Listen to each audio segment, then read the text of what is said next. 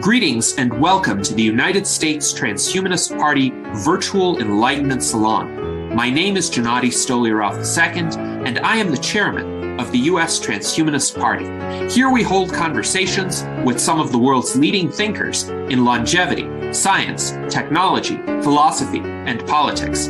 Like the philosophers of the Age of Enlightenment, we aim to connect every field of human endeavor and arrive at new insights to achieve longer lives, greater rationality, and the progress of our civilization. Greetings, ladies and gentlemen, and welcome to our U.S. Transhumanist Party Virtual Enlightenment Salon.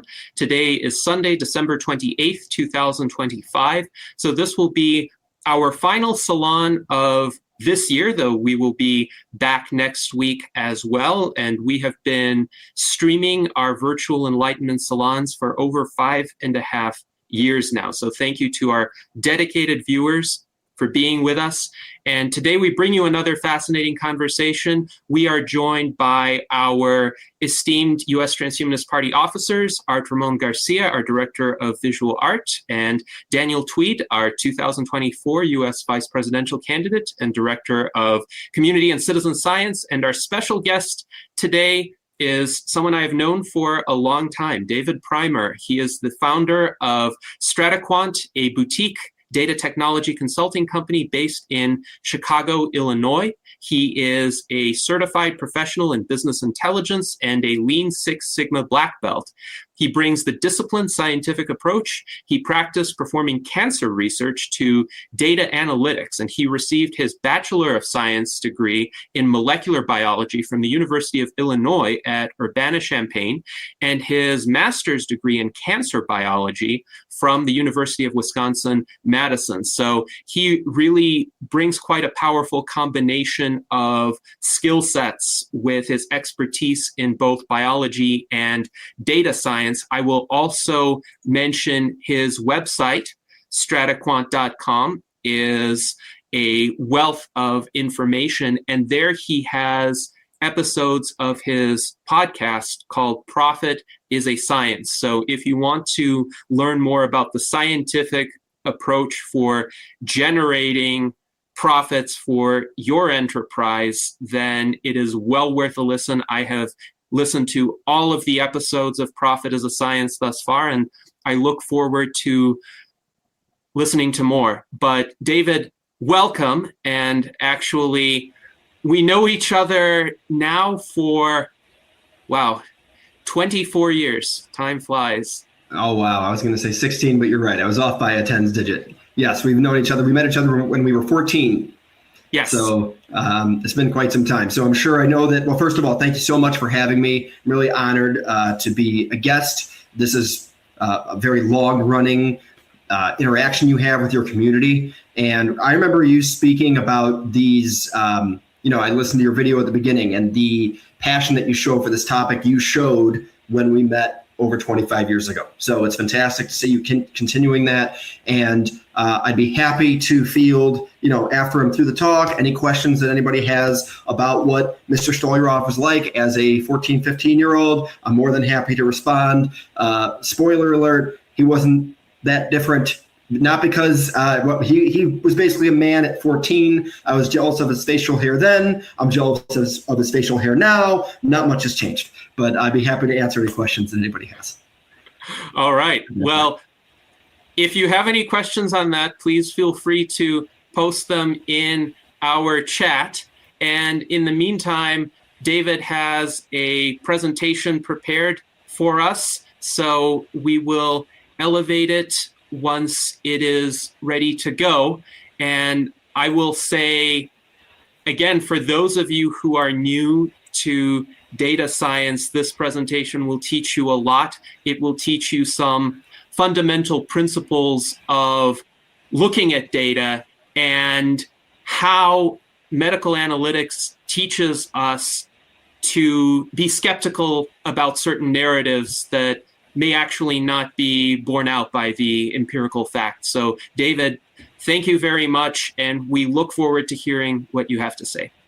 Wonderful. So before I really dive into this, I don't want you to be nervous. I just want to mention a couple of things. First of all, I'm not going to assume that you know anything deeply about either medicine or about data science. I'm really trying to keep this at a level where we take some lessons that come from the medical community about how they approach analytics and allow those lessons to be applied to your daily life, right?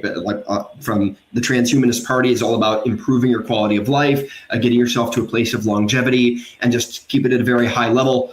Analytics is about the pursuit of truth. And for us to extend our lives and to make those lives higher quality, we want to be operating in truth. If we have a better understanding as to what improves our physical health, about what improves our relationships, what improves our financial health, our businesses, our society, we want to have access to truth so we can implement those changes and make a positive impact. So don't be worried that I'm going to go deeply into biochemical pathways. I won't be. Don't be worried that I'm going to be talking about the specifics of how to code a machine learning algorithm. I will not be. This is going to be focused on the lessons that can be applied to your daily life. So with that being said, I'm passionate about this topic. I spoke with Gennady about it when we saw each other a few months ago for our high school reunion. And I think that's what really spurred this conversation because I'm so passionate about it. And he said that he had a great medium for me to discuss it with you and hopefully could provide you with some value. So specifically, I'm passionate about this concept of narratives and how narratives can negatively impact how we go about making decisions in our daily lives, and that includes in business, not just in our personal lives. And medical analytics provides us with defenses we can use against those narratives. So that's what this conversation is going to be about. So the first kind of concept I want to introduce to you is that narratives are harmful. And before I can really justify that, we have to define what a narrative is. So if you plug in narrative into Google, you're going to see that it says that narrative is a spoken or written account of connected events or a story. Now, I'm going to frame it in a little bit of a different way. In the context of analytics, I'm saying a narrative is a statement that is framed as truth. So it's not really framed as a question. It's not even framed as a hypothesis. It's framed as this is the way that things are. It's got an air of authority around it. It is typically a generalization, and it's typically an untested hypothesis. So if I say something like it's 45 degrees outside, that's not a narrative, that's more of a fact. Now, maybe you can dispute that, but it's a data point. Whereas if I say something like it's too cold to do anything, or it's really cold, well, that's not really a data point. You can be more specific about it because the word cold is somewhat subjective. It's kind of general, right? It encompasses a large range of temperatures. So that's more of a narrative. So with that in mind, I want you to ask yourself, when's the last time you heard a statement that met these criteria? A statement that was said with an air of authority. Instead of providing specific details, it was kind of a generality. Well, I'm pulling a fast one on you because the last time you heard a statement like that is when I told you that narratives were harmful. Right? It's a generalization. It's not specific. I'm telling you a story. This is the bad guy. Okay? Because that's not really the best way to put it. So I'm not nullifying my entire talk here. I am saying there are better ways to phrase a statement like this. And I'm going to kind of acknowledge right now that narratives do have some benefits. So to sell you on this, I'm going to make a couple points. Hopefully you agree with me on all of them. Number one, we want to live in a productive society.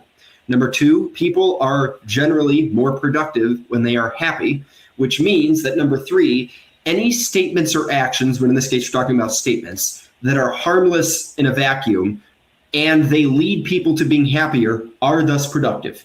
So what's an example? If somebody's dog dies and they tell themselves that, well, the dog is in a better place. Is that a data point? Not really. That's a narrative, right? The dog is in a better place. It's not something that is really that disprovable. It's not a specific piece of data, but that is a story that serves to help that person feel better because, dogs are important members of the family, and when they die, it can be it can be difficult to deal with emotionally. So if the narrative that the dog is in a better place helps that person feel better, that is beneficial and that narrative is helpful. The other thing I want to point out as to why narratives exist, and this is one of the most crucial aspects of our entire discussion today because it's rooted in human nature. It doesn't go away. So there's nothing going to be from this talk where you stop having narratives that pop up in your life. The issue isn't preventing them from popping up. It's identifying when they do pop up, because they're going to pop up at like when we feel hungry for food. It's about knowing what to do with them when they do pop up. So humans process stories better than raw data. When people that have the best memories in the world, so these are the people that can memorize pi out to 300 digits, or people that can memorize sequences of cards, playing cards, a sequence of hundreds of playing cards long. What they'll all tell you is they'll all construct a story to help them remember the order of events. That's kind of how our brains are built. That's not a bad thing. Our brains are built in a way that allowed us to survive tens of thousands, if not hundreds of thousands of years ago. So that's the equipment that we still have, though. So our brains are not built to deal with raw data. It's built to turn that raw data into a story, so it's something that we can remember. The issue is that equipment that we have in our head was not built really for analytics. It was built to get us to an age where we can have offspring and raise those offspring so they can be self-sufficient, and then we're not really needed anymore, right? So we can do better than that. And that's why with the equipment that we have to be aware of what narratives, how they can be hurting us. So we know that we operate better when we're told a story. Narratives are also built for unique outcomes. So when you see a situation you've never seen before, it helps to have a story around it. And this last point kind of puts those last two together. Humans, we have a need, and it's a primal instinct to have an explanation, even if it's not true. We do not do well with the idea that we don't know something and we just sit in that lack of knowledge. It's uncomfortable. Think about the last time you were sitting in your home and you heard some kind of a sound and you didn't know exactly what it was. Chances are your brain didn't think, oh, I don't know what that sound was. Chances are you thought to yourself, that was probably the ice machine, or a coat fell down in the closet. Doesn't matter if it was true or not. You would feel better having an explanation, even if you didn't have data around it. Doesn't mean you got up and you checked. Maybe you didn't need to check. But the point is, you came up with a story even though you didn't have any data in front of you, because it was better to have a story that was unsubstantiated than not to have story at all in terms of how you're feeling about it. That is primal. That's always going to be the case. That's the way it is with me also. I am not a robot. I just choose to be aware of when these narratives pop up because I want to obtain truth as much as I possibly can. So that's something to keep in mind as to where these narratives come from, but they do have some benefits. So now let's talk about analytics. I'm going to keep this at a very high level. One thing Mr. Stolarov didn't mention, I do teach a course in for MIT about analytics, and this is what I tell them. I tell them that if you were to boil down analytics to one thing, it's there to predict the future. And it sounds supernatural, but it's really not. So, I mean, let's say that you are working in marketing and you are looking at a lot of marketing data of different marketing campaigns. You're trying to identify what campaign is likely going to be the best for a particular product. That's an analytics question, right? But what it's boiling down to is I'm trying to predict the future. I'm trying to say which one of these marketing campaigns will provide me with the most profit or the most revenue. So most of the time that's what it boils down to. And at the core of analytics is actionable intelligence. Both of these words. If you're not getting actionable intelligence, analytics is not a good application for what you're looking to do. So by intelligence, I mean information as to what is likely going to happen. And it has to be actionable. So it can't just be information for information's sake. Sometimes people will say, and I'm giving business examples, but this can happen in everyday life. Our sales were down 3% last quarter. That's not exactly actionable intelligence. I'm not saying it's not important. I'm not saying it's not actually important. I am suggesting that it's a precursor to actionable intelligence. Actionable intelligence would be something like the return on investment is higher in marketing campaign A than it is on marketing campaign B. That's actionable because now I know, okay, that's very useful. I now have a direct link between where my money should be going and my profits. right? So it needs to have both of these things. Now, the actions that are taken should be leading to outcomes that actually matter. It shouldn't be meaningless. So in business, that's meaning those actions should lead directly to higher profits or revenue or cutting costs. In medicine, it means improved health. And in our personal lives, that means it should be leading to a higher quality of life. That's when we want to be applying these analytics. Another aspect of analytics that are absolutely required are singular optimization metrics. Now, that's kind of a mouthful, but all I mean is that any kind of model that is built, right? And so like a model is just an equation that relates variables to one another. And then you can use that equation to feed in future information. And that future information will tell you kind of what you should be doing next. So as an example, if I'm trying to predict what my sales are going to be next quarter, right? You can have a model where I can feed in the sales from the previous quarter along with other information. And then my model will tell me, okay, well, next quarter, my projected sales will be X number of dollars, or I'll grow by Y%. Okay. Any kind of model that is built, it could be a simple linear regression model, which you've probably seen before. Imagine a scatter plot, and you're trying to draw a line that fits those data points as closely as possible. That's a model. Or if you're talking about a model that's driven by artificial intelligence, it could be a model that's able to process an image. It could be a model that is able to take a large block of text and determine whether or not the text is positive or negative, or summarize it.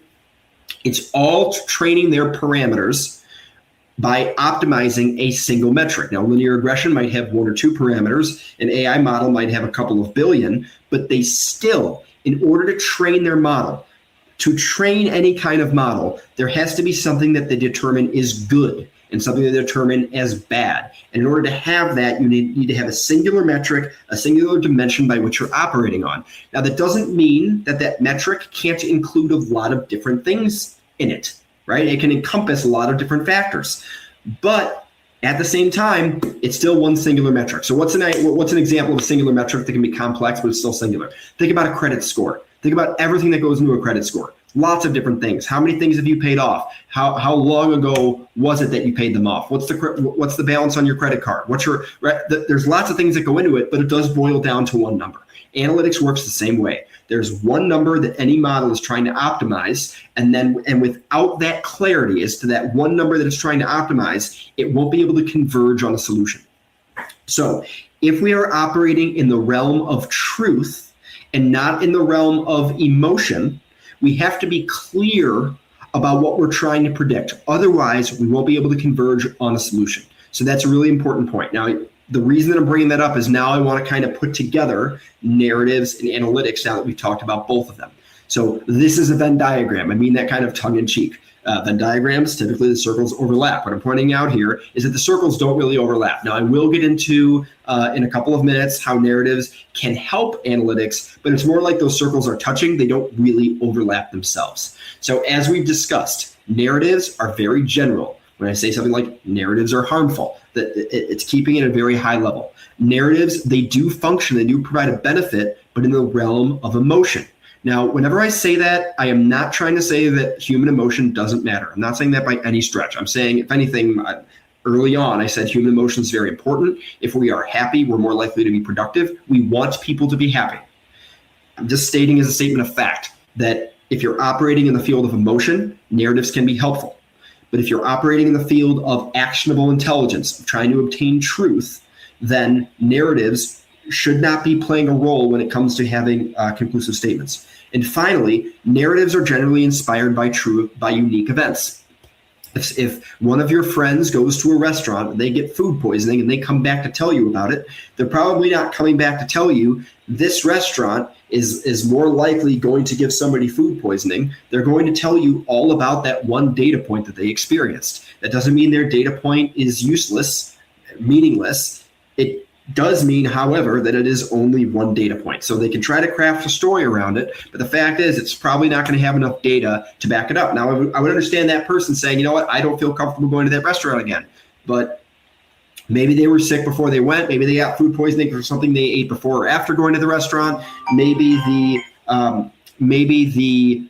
chef that was cooking there got fired, and now the new chef will be completely fine. The point is they're inspired by unique events. Whereas in analytics, it's very specific. We're looking at one very specific optimization metric when we're looking at developing a model. It also functions in the realm of actionable intelligence. We're trying to get to truth. And finally, analytics are fed by sample size. No decent model is trained on a small sample size. Try to feed it as large of a sample size as possible. If you think about any model that you really enjoy using, so like in today's day and age, it's things like ChatGPT or some of these large language models, they were fed by an enormous corpus of information, literally billions and billions, if not trillions of data points that helped feed what it was doing. So these things are very, very different from each other. So it's important that we identify in which realm we're operating so we know whether we should be leaning on narratives or whether we should be leaning on analytics. So I want to go over some sample narratives as I think they're interesting. It kind of points out where they're faulty. So the first example, as Gennady mentioned, I don't live in downtown right now. I used to live downtown Chicago, and oftentimes I met with some of my wife's family that previously lived in Chicago and then moved to the suburbs. And they would tell me things have gotten really bad in Chicago. Now, I'm very passionate about narratives. I have been for a while. So when I heard this, I thought to myself, that's a narrative. It's a general statement. They're not asking a question. They're not really citing a specific piece of data. It's a reasonable statement, but it's not. I didn't think it was appropriate yet to have it give it an air of authority. So I said, well, I wonder if things have gotten really bad in Chicago. So I did some research. And what you're seeing here is a graph of the number of violent crimes committed between 2000 and 2020. You could ignore the New York part of it. I'm only speaking to Chicago. I'm not even making the point here that things are they're better now than they were before. I'm also not making the point, to be clear, that things aren't bad in Chicago. This graph is showing you that there's over 25,000 violent crimes per year in Chicago. That's far too many. There's no question that things are bad in Chicago. Where I would push back is the implication that things have gotten bad in Chicago. That implies that things were really good before, and now it's a lot worse. The data doesn't really justify that. I couldn't really find any data that showed that things were really peaceful, calm, and wonderful in Chicago before. And when this person lived there, and since they've moved back to the suburbs, things have gotten so much worse. So it doesn't justify going in there anymore. That's not really what I found. It's been bad the whole time. So the narrative which is really what this is implying, is that this person shouldn't be going back into the city now because it's worse than it was before. And this can make a big difference. I think Chicago is a fantastic world-class city. And I would say, all right, listen, if you were comfortable being in the city before and you found that your experience was, you enjoyed it, you knew where to go, you knew where not to go, more importantly, and when not to go there, and so you were safe, well, then you should be able to do that now because things are not worse. So, and notice how different this would be if instead of saying things have gotten bad in Chicago, the question was, have things gotten bad in Chicago? Now it's opening up to curiosity and digging into data.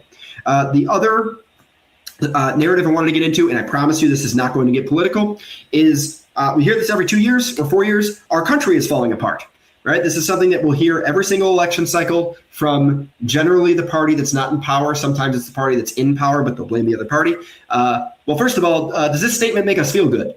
Probably not. So it definitely doesn't operate if we're just saying, hey, it's just about emotions. Well, it doesn't help us feel good. Is this really intelligence? Are we working with a fact here? Our country, and by our country, I know some people might be, I saw somebody who's listening from Bogota in Colombia. Regardless of what country you live in, any country has many, many people is very, very complex. So to say something's falling apart, talk about a generality. There's lots of different buckets you could be speaking to. We don't really know what that means. It's kind of hard to disprove that statement. So it's not really intelligence. And is this really actionable to a single citizen? Even if I give you the benefit of the doubt and I'd be idealistic to say, yes, a single citizen can change the country, is there enough evidence to show that the reason that it's falling apart is because of the other party? Right? Whatever party's saying this, they're saying, well, if you vote for the other party, the country's going to continue to fall apart. And if you vote for our party, then it won't. Is there really enough evidence to show that? Probably not. And I'm not, again, that's not a political statement. We just live in a very complex society. It'll be extremely difficult to directly tie political decisions to the general state of the country. So this is not a helpful narrative. And the last one that I'm going to speak to, that I think that these are kind of funny. When you hear the statement that we are in a bull market, I always think it's funny because this is operating specifically in the field of finance, right? So in finance, we're trying to predict the future because if you're able to predict the future, you'll make lots and lots of money.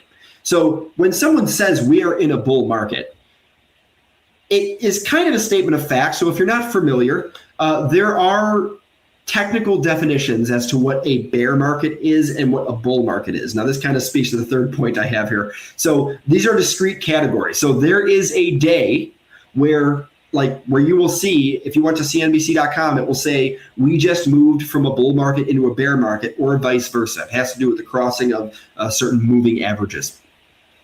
Now, what's kind of funny about that is that means that there is a very specific line in the sand that we go from a bear market into a bull market. So and bear market in general is saying, oh my God, the market's falling down. The whole sentiment of everybody is terrible. People are afraid to invest.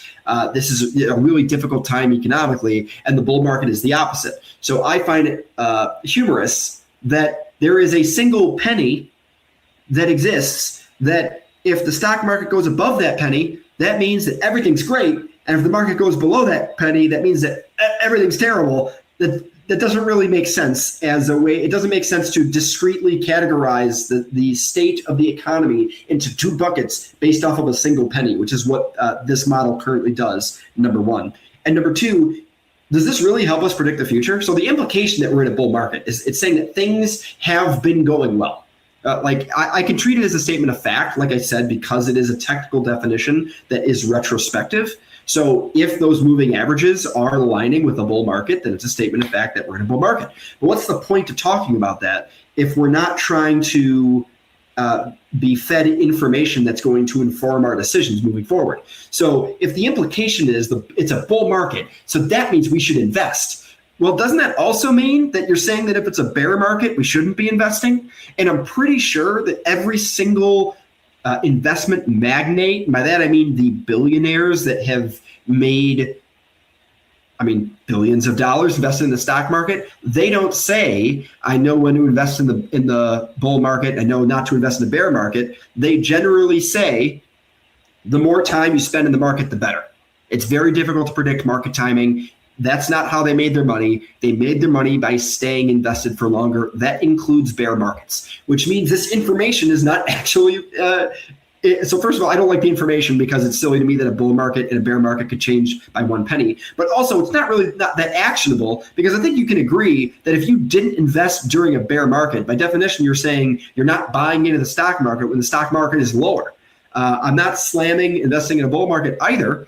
I'm not even saying to trust my opinion. Just read what Warren Buffett, Ray Dalio, Jack Bogle, what the highly successful finance professionals have advocated for, which is just staying invested in the market for longer. So these are narratives that we hear all the time that are not helpful because they don't provide actionable intelligence and they don't help us feel better.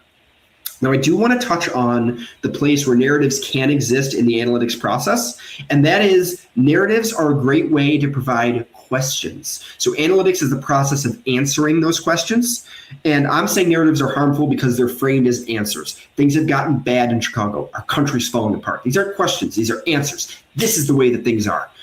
I think if you frame narratives as questions, you now have interesting things to look into. And if you're coming up with a narrative, it means it's important to you. So it's probably worth looking into if you're operating in the field of truth. So if somebody is saying, let's go back to my family member or my in-law that is saying things have gotten really bad in Chicago. Well, that means they're considering spending more time in the city. And the assumption that the city's not doing well is preventing them from going into the city.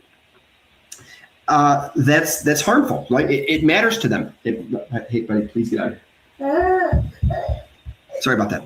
That it's not doing well. Sorry, please excuse me. That was myself. That it's not doing well. So it matters. But if you frame it as a question, now they can do research. They can discover the same thing that I discovered, which is that things actually haven't gotten worse than it was before. So if they were comfortable being in the city before, they could comfortable being in the city now. So it can be helpful as a question. So now that we've gone on narratives, hopefully I've sold you on this idea that narratives, that while they do have some benefits in the field of pursuing truth, they are not helpful. Now we're going to look at medical research and in medicine and how we can model how medical research treats narratives as a way that we can implement those same defenses in our daily lives. So I'm going to go through some narrative spins that the medical community does encounter, but you'll notice that the medical community has these defenses to fight against these spins. So one spin is that my patients are different enough. So if you think about any kind of medical study, they're going to collect a bunch of patients, and it's important that all patients of one type. They want to make sure that their patients are diverse enough, right? Now, the problem here is that selection bias might be invisible to the scientist that's choosing the patients to run that study on. And they might have very good intentions, but it doesn't prevent the fact that there is biased assignment. So the way to prevent that is by having completely randomized sample collection. If it's randomized, then we can protect against our inherent human biases. Another spin is I can tell when it's working, right? I'm seeing, all right, I'm treating patient A with something, with a treatment. I'm not treating patient B. Oh, looks like patient A is doing much better, right? Well, if they know that patient A is the one that's taking the treatment, that can impact how they are processing the results. That can impact how they're coming to their conclusion, and that can lead to faulty results. So as a result, there are the testing that takes place is double blinded, meaning the people that are administering the test don't know which group has the treatment, and the people receiving the test don't know whether or not they have the treatment or not, right? So there's protection against that. And then another narrative spin. These patients improved after the treatment. Well, the problem is time heals, right? So people will generally improve after treatment. And also the placebo effect is not imaginary. We know the placebo effect is a very real thing. So to counteract this, control groups are created. And most of you probably understand this. If you're not familiar with the idea of a control group, it is a set of people that don't receive anything, right? So anything that you're seeing from them in terms of improvements, we know are a function of the placebo effect. So a final one here. This study proves our hypothesis. We did it. We performed the study. The treatments, they worked. So now we know we can move forward with this information. Well, this is about the pursuit of truth. And if it's really a truth, it should live out there in the universe. We should be able to access that truth again. So because we're always at the whim of a limited sample size, it's always good to have replication. So what you'll notice is, and I really love this about science, and I'm passionate about it. Science utilizes a red team, blue team approach when it comes to validating results. By that, it means you have competing scientists that when one scientist runs a particular experiment, this is not limited to the medical community, this is any kind of science. When one scientist comes up with a result, a meaningful result, a competing scientist will run an experiment, a similar experiment, because the scientist that publishes the result, they also publish how exactly they came to that result. And the reason they do that is because it shows that if somebody else were to follow the same protocol that I did, you should see the same thing. So those other scientists, the competing scientists, will do the same thing. And if it shows that, yes, I got the same results, that's what you see that becomes published. Another thing I want to point out here, and this is from the scientific community. So there's this concept of a p-value. This is going to be as technical as it gets. I mean, I'm saying in this talk, this is as technical as I'm going to get. So in any scientific experiment, it starts with a null hypothesis. So a null hypothesis is really a statement that encompasses our understanding as to how things are right now, right? So a classic example I like to give, let's say we're flipping a coin. The null hypothesis is that the coin is a fair coin. It's not weighted. I then can collect evidence to determine if an alternative hypothesis is supported enough to reject my null hypothesis. So if I suspect the coin might be weighted, my alternative hypothesis is that the coin is weighted. I can then run an experiment where I flip the coin and I log whether or not it landed on heads or tails, and I'm looking to see if there's enough evidence that disputes my null hypothesis. Now this becomes a matter of probability. Let's say I flip that coin 10 times and it lands on heads 6 times. We need a quantitative way to say, okay, well, is the coin weighted or not? I mean, if we didn't have a quantitative way, you could say, hey, look, it's supposed to be heads five of the 10 times. It was heads 6 of the 10 times. 60% is very different than 50%. If I went to the casino and I won 50-50 bets 60% of the time, I would be a very rich man, right? It's a meaningful difference. But we know the sample size is only 10. So how do we deal with this? Well, we have this value called a p-value. So a p-value runs a specific statistical test. I'm not going to get into that, what the test is, but I can run a statistical test to say, what are the odds that my coin would land on heads 6 or more times if it was a fair coin? The probability that it would do that, meaning the probability that I would see my result, given that the null hypothesis is true, is the p-value. So it's the probability that my null hypothesis is true given the results. So generally, scientists, it's not as exciting when you fail to disprove a null hypothesis. Scientists kind of are hoping that the null hypothesis is disproven by the evidence, meaning smaller p-values are better. It means, oh, it's less likely that my null hypothesis is true. Now, in the scientific community, there's kind of a somewhat arbitrary line in the sand at a value of 0.05, meaning that if your p-value is greater than 0.05, the community will treat that result as you did not obtain sufficient enough evidence to dispute the null hypothesis. Doesn't mean you're definitely wrong. Might be worth doing again or having a slightly different experiment or gathering a larger sample. It just means that you haven't gotten there yet. Once you've gotten below 0.05, it's generally accepted. That's sometimes you'll see the word statistically significant. That's what they mean. Now, one thing to keep in mind is that 5% is actually a lot. So going back to this idea of red team, blue team, and I know that I wanted this to be 30 minutes, I'm just about done. Imagine that we wanted to see whether or not people could predict the outcome of coin flips. And we went around the United States. There's 50 states in our country. So we got 50 different people. And you said, okay, we're going to flip a coin 100 times. Each flip, you're going to predict whether or not it's going to be heads or tails. Then we're going to look at the results. If we ran that, and then we ran p-values on each individual person, what you would have is between 2 and 3 people whose p-value were less than 0.05, right? Because we've got 50 trials. 0.05 means 1 out of 20 people by random chance will have something that is statistically significant. So that means we probably have 2 or 3 people that get below that number. Now, am I saying that, wow, that means those 2 or 3 people can definitely predict it? No, I'm making you aware of this kind of, you have to be skeptical sometimes. Just because it's below 0.05 doesn't mean it's true, but that's just kind of the line in the sand. But the point is we're able to control for the sample size. That's why we have it. And science uses this, and the medical community uses this to ensure that we get a large enough sample size to make sure we replicate things. So why does medicine have all of these defenses against narratives? And it's because of the cost. False positives, meaning if we have a result that we incorrectly implement into treatment, right? If they're not effective or they're harmful, can be catastrophic. We're talking about the loss of human life or drastically lowering the quality of people's lives. We don't want to do that, right? So the medical community will pay the price in poor health outcomes. And also, it is worth mentioning, there is extreme financial liability when incorrect conclusions are adopted. So as a result of both of those strong incentives, these high stakes force or incentivize the medical community to be extremely vigilant when it comes to treating a hypothesis as actionable intelligence. It wants to make sure that it is, when there's a possible narrative, it fights against those narratives to ensure that we're truly on the pursuit of truth. So I'm going to end with this. Analytics and narratives, they can coexist. Narratives are wonderful tools for helping us feel better amid life's ups and downs. They can inspire potentially helpful questions, right? Have things gotten bad in Chicago?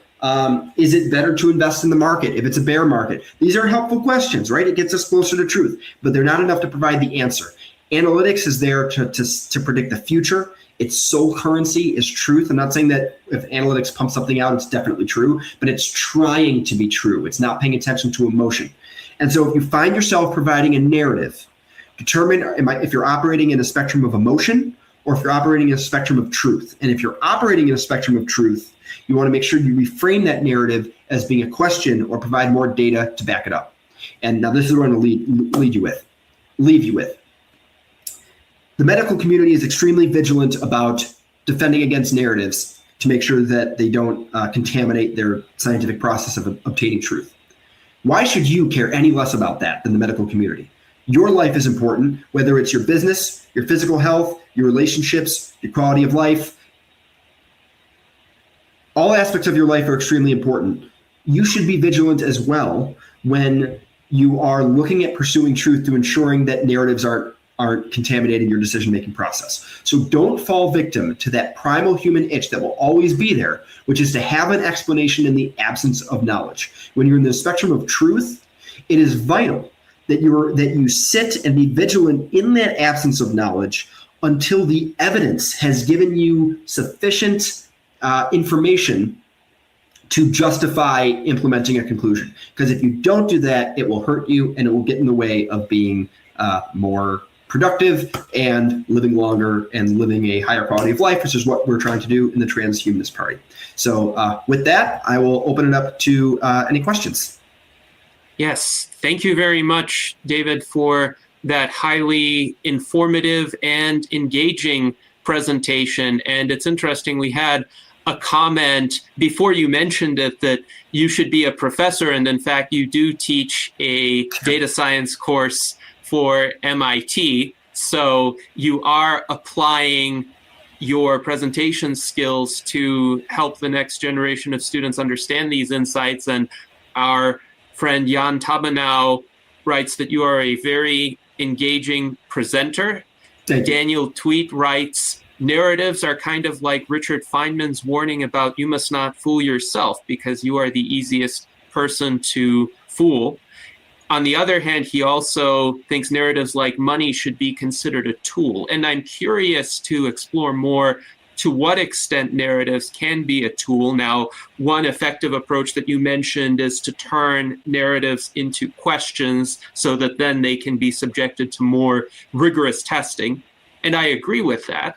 I'm curious also if you think narratives can be effective memory aids. You mentioned that people's memories form more readily when they tell themselves stories. And indeed, the older I become, the more it seems I need to rely on that, because as a kid, as a teenager, I had a very good memory. I think you can attest to that as well.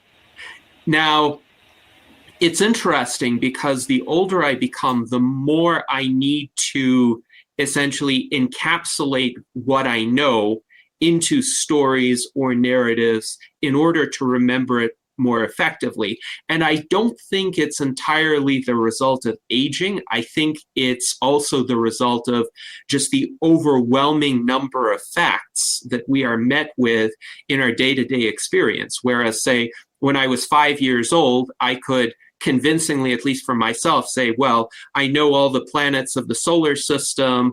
I know the names of the numbers up to one Google. I know the countries of the world and their capitals. I can identify their flags. So I thought I know everything because that was the universe of knowledge that was disclosed to me and available to me. And I had memorized it. I had memorized laundry lists of facts.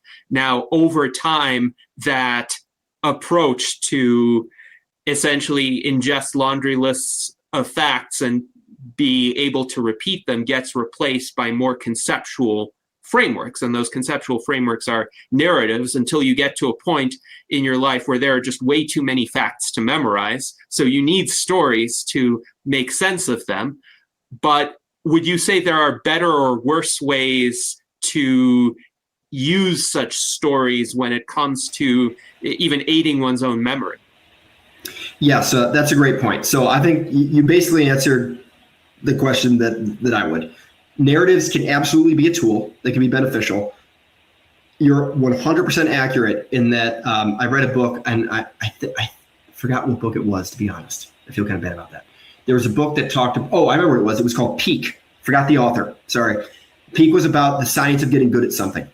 And one of the groups that it talked about were the people that extended their memory. They literally compete in memory competitions. And the way that they remember these long sequences is by using narratives to connect them. So the way I want to connect that to what I mentioned during the presentation is that you want to be clear as to what your objective is. If your objective is to help to remember something, then narratives are fine. I'm saying that narratives are harmful when you are trying to pursue truth, or as you're trying to pursue truth. Because narratives are not, now they are helpful as questions in that realm. So one thing, and this is what I tell like the MIT students, analytics is the process of moving from a question to an answer. But notice that the starting point is the question, right? So if you're asking a question that isn't helpful, if you're asking a question where even getting an answer to that would not be very helpful, it's not going to be as useful. You can have the correct answer, it doesn't help you too much. Having very meaningful questions can lead to better outcomes. So I'll give you an example in business, just because I'm used to giving examples like that. Let's go back to that marketing campaign example. If I ask the question, given a certain marketing campaign, how many people can I expect to come to my website? A better question would be, of a number of marketing campaigns, which would provide the higher return on investment, right? Because one of them is like, okay, great. If I told you that 50 people are going to go to your website if you go to marketing campaign A, that's not really enough to know whether or not you should do it. What do we care about? We care about making money in that context, right? So you want to make sure that you know the lane that narrative is in. Now, one thing I would like to do, because I'm looking at some of the comments and I'm very passionate about this, if it's okay with you, there are some people saying that science cannot explain everything, and science does not know everything. I'd love to address that if you is that okay? Yes, please. Okay. All right. Wonderful. So, some people say out there, they're saying that science cannot explain everything, and that science can be wrong. So I want to dispute those, but in a very specific way. I don't think anybody is suggesting that science can explain everything, and science cannot be wrong. And here's what I mean by that. Science is a process. Science was not invented by people. Science is a process by which evidence is collected to pursue truth, to identify what is actually happening. So you can engage in the scientific process. And by the way, not only has this happened, we assume this is going to happen. This is how we evolve and how we accumulate knowledge, is we assume that science is going to come up with conclusions that aren't sufficient, or they might be incorrect. That's why there are competing scientists. So the idea that when there's a publication on any topic, it means that science is making a declaration that something is happening, that is not the correct framing. Science is the process that is outputting a specific conclusion. But one thing that all scientists, if they're, all might be an extreme, but the vast majority of scientists, if they're being honest or if they're a good scientist, will acknowledge that any scientific conclusion is not the end of the path. If you look up any scientific paper, and I mean any scientific paper, you will find a large number of references, which means that scientific result stemmed from a previous result that took place. You will also find that if you wait a month, you will have other scientific papers that are built off of what that scientific paper had come up with. Also, it's very common and encouraged that in the field of science, you have multiple ideas, so you can have multiple publications that can output the same thing. I'll give you just a great idea, and I'm not that well versed in this. I just know that this dispute exists. I've heard that eggs are good for you, and I've heard that eggs are terrible for you, and I hear it back and forth all the time. Those conclusions are both coming from science. There is some evidence that's collected. There's a conclusion that's being output.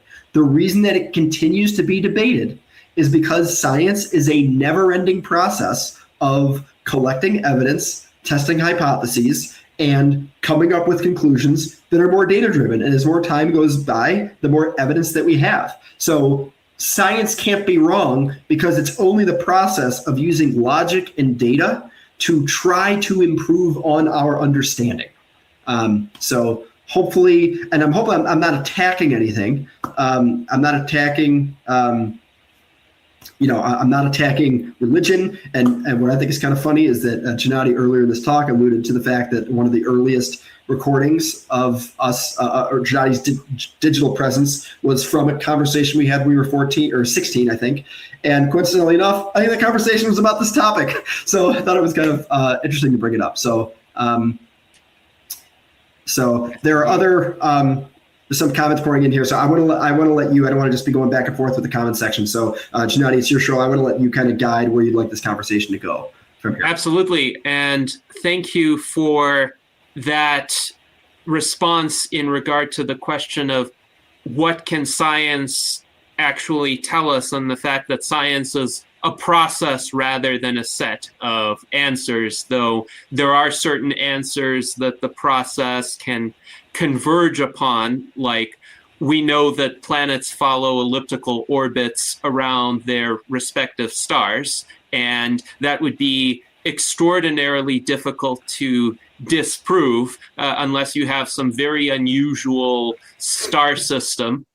Like if you could conceivably have multiple stars of a binary star system, maybe the orbits will be different, but nonetheless, there has been a robust body of scientific research to indicate that planets follow elliptical orbits, and we can generally rely on that conclusion. Now, Mike Lazine writes that you are right on point. There are some scientists who do act like when they find something that is the end of the discussion. I think, though, that may be less a feature of how scientists act. That may be more a feature of how certain people who create narratives that they allege are related to science will act. So sometimes politicians will say, well, this is the established science, whatever it may be. And maybe the science has more exploration to do, more hypothesis testing to do. And that doesn't mean that there are no conclusions from the science that can't be relied upon for practical purposes, but it does mean that there can always be more studies performed, more research done, more exploration that could potentially lead us to revisit prior conclusions. Yes, and I just want to kind of build on that. So there's this concept of incremental growth. We are on this incremental path to obtain all of the knowledge of the universe. I'm not suggesting we'll ever have that. If they say the science is saying this, I don't think it's either extreme. They're not saying that it's meaningless because it could be disproven in 5 minutes. I also don't think they're saying, this is it, we're done, we found it. I think they're basically saying, this is what we have right now. This is our best understanding. Not to say it can't be improved upon, not to say that it's not, it might be incorrect, but it's our best understanding as of right now. And all we can do is operate off of the information that is available to us. And I think it should be treated with that level of nuance, where now, as you can tell, like I'm very passionate about science. I think science is a great way to follow for us to get to a place of a better life. And I think too often we rely on narratives, we rely on emotions to choose what we should be listening to instead of just trying to obtain objective truth. Yes, absolutely. And also in terms of the scientific process, I wonder if you would agree that there could be different degrees of acceptable statistical significance depending on what problem you're trying to solve. So if it's in regard to a medical treatment, whether a medical treatment actually is more effective than a placebo, one would want to have a rather low p-value, maybe even a p-value less than 0.05 in many cases, if there really is a risk of, say, some serious adverse side effects stemming from that treatment. On the other hand, let's say you're in a business context and your objective is to determine, do green widgets sell better than other colors of widgets? And you run a test of that hypothesis and you have a p-value of, say, 0.2. Now, 0.2 wouldn't meet the test of statistical significance in most cases, but would it still be actionable for the business person to decide, oh, I should probably invest more in producing green widgets because I am not 100% sure. Indeed, I am 20% not sure that they will sell better than other colors of widgets, but still, I'll take my chances and try to sell some green widgets because in 4 out of 5 scenarios, I'm going to earn a greater profit doing that. Sure, that's a great question. So the short answer to your question is that if the p-value is greater than 0.05, especially like 0.2, like you mentioned, I actually would not go along with it. And here's why. Let's say we're doing a simple linear regression where you're saying, I'm trying to see the relationship between investing in this marketing campaign and my sales growth, right? I want to make sure that I'm selling more because I'm investing in this marketing campaign. If your p-value, well, actually, no, I take it back. That's not a good example because what you're pointing out, it's a good question, is if it's in an area that is, under the stock market, you're saying if it's an area that's very unpredictable, shouldn't it be okay if there is some element of uncertainty there, right? And you're right, but that would manifest itself in a different way. So let's say, and this is going to sound kind of silly. Well, let me make it not sound silly. Let's say I'm trying to make a model that's going to predict what the stock market's going to do tomorrow. And my model is going to take as input what the stock market did yesterday. I'll just keep it really simple, okay? If I were to run a statistical test on that, the p-value would probably be pretty low. I think it would kind of meet these criteria. It would be pretty low, but it wouldn't be, it probably wouldn't be below 0.05. It might be something like 0.2, right? Now, having some uncertainty is important, but it should not be above 0.05 if we're only looking at the relationships between variables, right? So a different way that we can look at uncertainty is there's something called an R-squared value. So an R-squared value is telling us how well our model explains the variance that we see in the variables that we're looking at. So if our model can explain 35% of the variance that we see in a realm that's very hard to predict, then to your point, a 35% R-squared value might be high enough. Like, look, this is an incredibly difficult thing to predict. I'm able to remove 35% of the uncertainty, right, given the relationship between these variables. The other way you can kind of map that out is you should have an out-of-sample data set. So by that I mean when any model is trained, that means that you're feeding in actual labeled data to it, not any model, but a supervised machine learning model, which is what most models are. When you're teaching a model to be good, that means it has to have an answer key first to know what is good and what is bad, right? So then it will morph itself so it does as well as it possibly can on that data set. But then when you're using it, you're feeding it blind data or data from the future because we don't know what it is, right? So I get a data point as to what's happening in the market today, and now my model is going to try and predict what's going to happen. My model doesn't know what's going to happen because nobody knows what's going to happen. So the model will pump something out. So when you're training a model, you want to have out of sample data because that out of sample data, meaning data that the model has never seen before, the model has the same relationship with that out of sample data as it does with future data, and then it doesn't know what it is. So my model might do fantastically on training data. If it does horribly on out-of-sample data, I can trust it will do horribly on future data. If it does decently on out-of-sample data, then I can say, okay, well, probably will do decently well on future data. So that's a long way of saying, if I test that model on out-of-sample data, I can measure, was I able to make money with this model on the out-of-sample data? It's possible the R-squared value can be 0.35, and I made money with it because 35% is a lot. Going back to your p-value example, if we were to look at the p-values of the x variable, which is in this case I'm saying is what the market did the day before, that p-value, I don't think you're getting to an R-squared value of 0.35 without the p-value being below 0.05. So the way that p-value manifests itself is that it wouldn't have that much of an impact. And what is taught to analytics professionals is that if you see a variable whose p-value is inflated, you probably want to leave it out because it's not a strong enough relationship. Because you should expect because you understand there's two separate questions, right? Whether or not an X variable impacts a Y variable is a separate question of, can I model it efficiently, right? Especially with the right kind of model. So when you're building a Y equals MX plus B model, right? It's linear. There are some relationships that are nonlinear. So imagine that you see, what's a good example? If you see if you see kind of four circles like this, right? That seems like something that's modelable, right? It's a very distinct shape. If I gave you an X variable, you'd be able to pinpoint, like, all right, I'm pretty sure that you're going to see a point here and here, right? If you were to write a linear model around that, it would have no idea what's happening. So you can have relationships that are meaningful.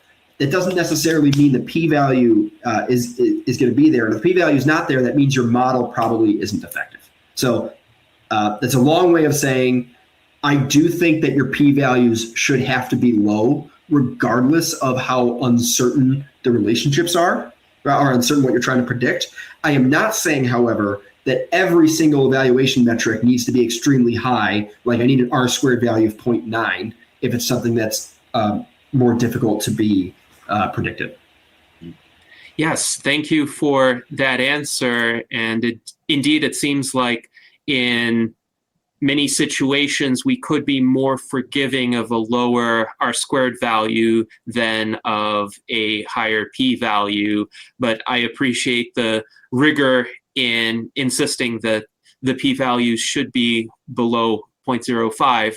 Now, I'm also curious as to your assessment of the relative merits and perhaps some of the disadvantages or challenges of the various types of predictive models that are available today. As you mentioned, they range from simple linear regression models, which may fail to capture nonlinear trends, to AI models with potentially billions of variables, which could be very precise, but sometimes they may seem like a black box to a lot of people because the inner workings are not as transparent. And also there could be skepticism, at least in certain designs of models, like large language models, of hallucinations. So the model may be outputting something that seems very precise, that seems very cogent, but it could still be false because of some artifact of how the model operates. And then there are models that are in between. So there are generalized linear models, for instance. There are decision tree-based models, which are more complex. They may have thousands of trees of various shapes that may not be intuitively understandable anymore. So it seems to me there's this trade-off between transparency, understandability on the one hand, and then preciseness, ability to model very complex relationships on the other hand, but you lose a certain degree of transparency along the way. Is there, let's say, some sort of golden mean, or is there a way to utilize each model appropriately that you don't have as many of the drawbacks? So that's an excellent question. Given that we're in 2026, this is the kind of question that 150 years, 300, 500 years from now, they're going to look back and they're going to say, yeah, people did not know, understandably, how to deal with this the fact that we've built these models that are good. They can, not every single instance, but they can provide a lot of value. But the problem is we can't interpret them. So, all right, let's say we're talking about an insurance rate for somebody, okay? Oftentimes, and I'm not the expert on this, I can think of somebody who is, if we're looking at what someone's insurance rate should be, you can understand if someone applies a linear model, right? Let's say I go out to get car insurance and they say, okay, number one, you're male, so your car insurance rate's gonna go up a little bit, okay? Number two, I'm 39. So my car insurance rate is going to be at some level because I'm 39. I'm married. Maybe that means it goes down a little bit. They might look at my FICO score. That means, my FICO score is, whatever it is, it's going to impact what the insurance rate's going to be, right? So that makes sense to us. So if you look at someone's looking at their insurance rate, they say, oh, big charge, whatever, it's $85 a month. They can look at those different variables, or the person that's applying the charge can look at those variables and understand where the number's coming from. Why is a house cost as much as it does? Oh, I get it. It's got this many bedrooms. It's this many square feet. It lives in this town, right? You've got these different parameters that we can wrap our heads around. When you feed a picture of a panda into a model, and the model's able to correctly classify that it's a panda. Now let's put aside any concern that it's wrong. Let's just assume, for the sake of this conversation, that the model is 100% accurate. It can recognize what a panda looks like. We can't wrap our minds around how it knows it's a panda. You can't even print it out. It's not going to say, all right, well, it's got 2 ears and its face is white, so it's got to be a panda, right? You can't even look at it. I mean that, like, you could print out the series of numbers. I could say, hey, here's all the parameters. Here's it's got these. I'm not going to even go into it. I know how it works, but it's very complex, and I don't think your audience would appreciate it. The numbers would mean nothing to you. So we've got these models that they work, but it's kind of like, I don't know how it works, but we know that it works because, and this is what a lot of people don't understand about AI. AI looks intelligent, and the abilities that these models have are fantastic, and it absolutely mimics intelligence. What I think is really funny about AI is the way that these models have come about is through trial and error. So I want you to think about that for a second. I want your audience to really think about when I say it's through trial and error. Imagine that you want to go from your house to the airport, wherever you live, and you want to figure out what's the best way to get there. The way that you're probably going to try to get there is you get in your car, if you have a car, and you kind of start driving in the direction, right? And maybe you time how long it takes. Then if you get stuck in traffic or there's some stoplights, you think, okay, next time, instead of going left here, I'm going to go right here, but I should get a little bit closer. The way that models get there is if the airport is west of you, the model might start going east. It might start going a completely different direction. So you see it walk out the door, you're like, hey, where the heck are you going? Like, Olympus is that way, right? So like the airport's in the complete other direction. So what it does is it says, you know what? It took me 45 years to drive to the airport. I simulated the distance. And instead of driving west 10 minutes, I drove east and I hit the ocean. And then I drove around a while. It took me 45 years. So I'm going to try doing that again. This time I'm going to go south. And if you were watching it, you'd say, oh my, why are you going south? The airport is west, right? What you're not seeing is each one of those iterations takes a microsecond. So it's able to go through these billions of different combinations. And then when you're seeing the end result, you're saying, oh my God, look at how brilliant this thing is. It knew, not only did it know to go west, it took this other side road that I didn't even know existed, and it made it to the airport 5 minutes faster than I ever have. And I've lived here for 15 years. This model's amazing. Like, yes, that's amazing that it came up with that route. Yes, the application is fantastic. And it came up with that conclusion in maybe like 2 seconds or something. But what you're not seeing is the methodology of getting there is like, apologize for not having a better word. It's a stupid methodology. Like, that's the best way we have of going about it right now, which is say, all right, we're just going to keep doing it as much as we can. Now, there is something called gradient descent, which means that it doesn't just randomly try different things. It will alter what it's trying based off of the result of the previous iteration, but it's still just iterating over and over again. And it's just doing that through brute force, as somebody mentioned in there. So I think that that's a really important concept because we're coming up with this just like raw trial and error. That does not mean that these computers have this fantastic understanding of the different use cases that we have. So given that, I think that was kind of a long, I didn't mean to go on about that, but I think the short answer to the question is kind of, we have to make sure that we're using models, that we're applying them in the right way. It's important that we monitor how accurate are the models that we're using, right? And make sure that it's keeping up. Another thing we have to be very, very careful about is we want to be aware of the data that our models are constructed off of. As an example, a lot of the models that we have on images are images that are from the United States. So if you're not aware, most people in the world live in Asia. So the models actually are biased, not because there's any intention behind it, but if the models are fed images of people from the United States, that means that the models might not be as accurate on people that are Asian because it hasn't been trained on that. Now that's not fair to them, right? So no matter what it is that we're looking at, if the model is disproportionately accurate with different groups of people, now that can start to be that can become harmful.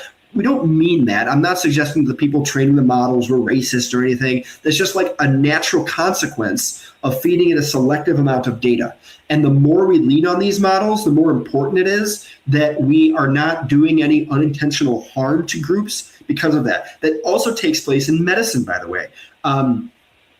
Let's say that we feed in medical data into a model to predict what's going to happen. Well, there's a lot of people that aren't feeding in their medical data because maybe they don't live near a hospital. Maybe they can't afford to go to a hospital, right? So those people's patient information isn't being fed into the system. So if you've got a system that's supposed to be able to take in, let's say, a different medical attributes or biological attributes and pump out a diagnosis, I think we can all agree that it's not fair if your skin color is one thing, that the model is good at predicting what the medical diagnosis is, but if your skin color is another, then it's not. So learning how to do this and applying these models in situations, it's definitely helpful. And I'm also giving the model builders the benefit of the doubt when it comes to intention. But when it comes to like the challenges of how we handle this moving forward, this is really like we have this amazing thing. And frankly, the value that it provides is too much. It's too much to say, we're not going to use AI models right now until we figured it out. So we're going to go back to the way it was. It's too late to do that. It's providing too much economic value. So we have to kind of figure out as we go, how do we deal with the fact that we don't understand when we cannot, frankly, understand where these models parameters are coming from, right? We just, how does it know it's a panda?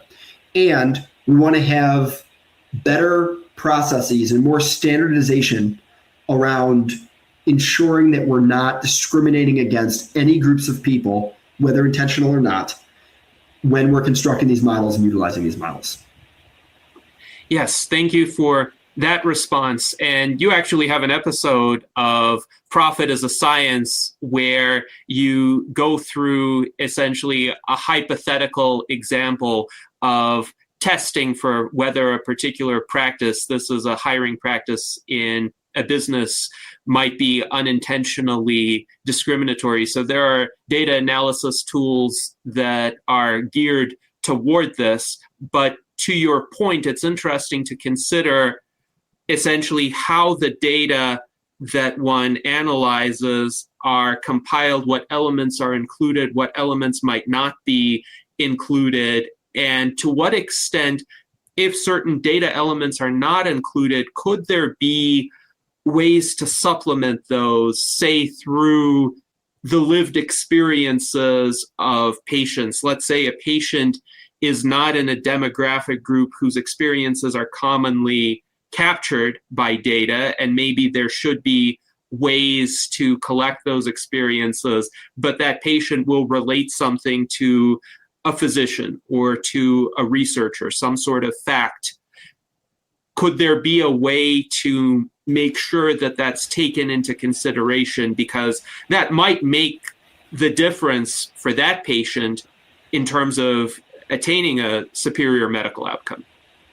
Yeah, so there are different ways to kind of address for this issue. So one is, the simplest, shouldn't say the easiest. The simplest way is just collect more data, right? Let's try to get more patients, try to get their information in there.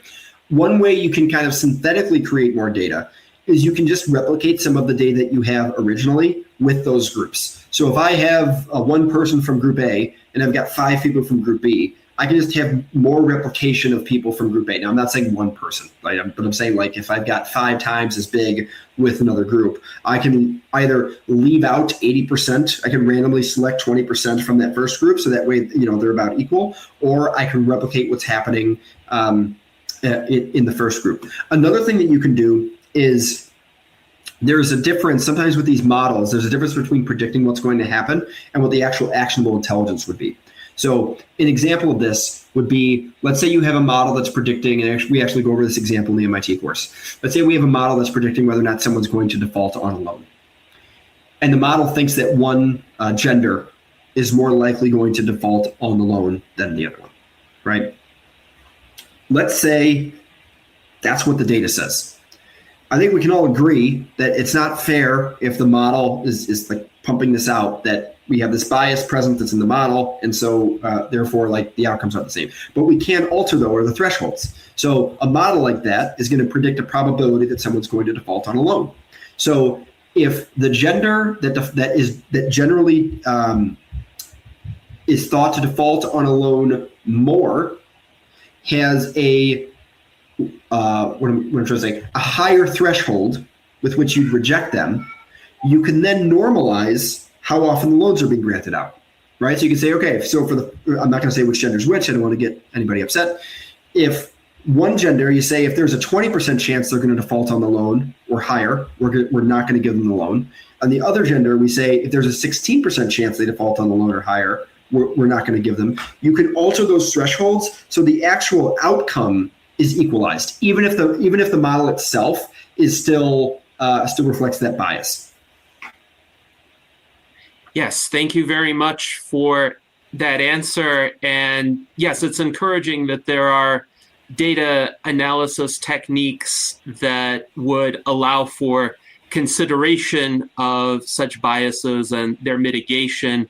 Our viewer GS422 recommends the book Invisible Women, which highlights statistical bias. And here's the link to the book on Amazon. It's a book by Caroline Criado Perez. So thank you for that recommendation. Now, another aspect of your comments, how AI systems today essentially work by brute forcing a solution through trial and error of numerous iterations. It's just each iteration takes a fraction of a second to perform. It reminds me of this paper. This was a landmark paper in 2017 called Attention is All You Need, which essentially launched this revolution of large language models, generative AI models, and within the ensuing 5 years, those models, by having access to more computing resources, essentially were able to generate outcomes and solutions that a lot of people found plausible, either visually or in terms of the text they received as responses to their inquiries. But that gives rise to a question that's commonly posed in the transhumanist realm, and that is, when do you think artificial superintelligence, or ASI, will arrive? This is from our viewer, Mike Lazine. So if the way current AI systems work is essentially by brute forcing a solution, is that enough to get to superhuman capabilities, not just in one field, but more generally across a variety of fields, across essentially the full array of fields that humans would be involved in, except to be even better than the best humans are? Or do you think there's an inherent limitation to that architecture of AI, to how far it can advance, to the quality of the answers it could give us? Is there still some human edge that will be needed to supplement these models or interpret them? Or are they just bounded by the sum total of accumulated human data and experience? And if you don't have data or experience in certain realms, then they can't surpass the collective attainments of humankind. So that's a very big question. So first, I'm going to operate when you say artificial superintelligence. I'm assuming you mean kind of imagine one model that is kind of all-knowing in every single realm. I would say one of the things you're going to run into, and I'm going to go back to a point that I brought up during my talk. Every single model needs to have a single optimization metric. And I think you're always going to need a person. You're always going to need a person to choose what the proper optimization metric is for a given point in time. And let me just go back to like a really basic example. You're trying to launch a business. When you're trying to launch your business, your first step is probably not to maximize your profit, right? First, you're also probably not even trying to minimize your costs. probably just trying to maximize your revenue, right? You want to get people invested in whatever your product or service is. You want to get loyal customers, right? You want to build from there. It's okay if you're not making money to start, right? You also are not operating off of economies of scale. So your raw cost per unit is probably going to be the highest it's ever going to be, right? So you're operating off of this. At some point, you shift from being focused on revenue to saying, okay, now my revenue is fine. I want to make more profit. So you shift to going into profit. When you choose to do that is something that within a given model is going to be outside of its scope. Another thing to really consider, and we're just on the edge of this and not in a good way. We've got these models that provide, and I'll just speak from personal experience. So I use chatbots in my work. So I build machine learning algorithms.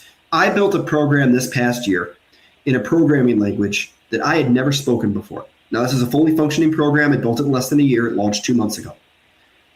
There is no way I would have even accepted the project, let alone built it, if it weren't for AI chatbots. Now, personally or professionally, I used it for education. I didn't say, hey, build me this. I said, okay, I don't know how to, import a library in this new programming language. I was able to learn it through an infinite feedback loop.